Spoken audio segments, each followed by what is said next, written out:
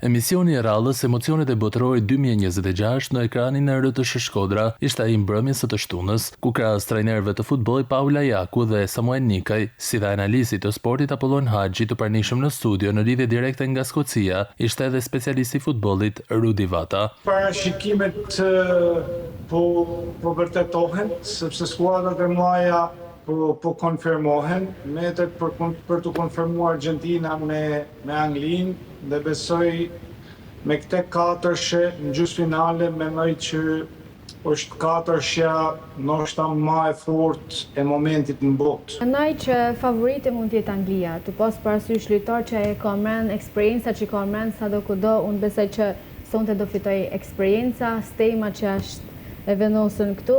Në Norvegji, me sa kam pa, është një Haaland i cili po shkelqen.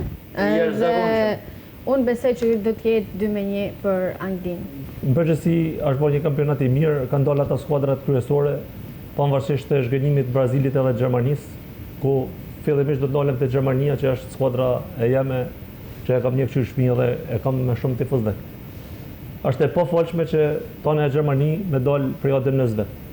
Për i futbollit anglo-sakson, edhe janë këtyr një futboll latin. Po të shikosh teqen, klasifikim, sepse kur hodh shortin fillim, u përcaktu kështu. 4 ekipet që ishin klasifikim kryesor u shpërndan në shortin që u hodh në dhjetor. Pra Angli, Argentinë, Francë dhe Spanjë u shpërndan që mos me ra me njëra tjetrën. Dhe vetë sistemi të çon fund të kja katërshe. Pas ndeshjeve çerkfinale, tashmë botërori 2026 ka përcaktuar 2 çifte gjysmëfinaliste, që janë Francë, Spanjë dhe Angli, Argentinë.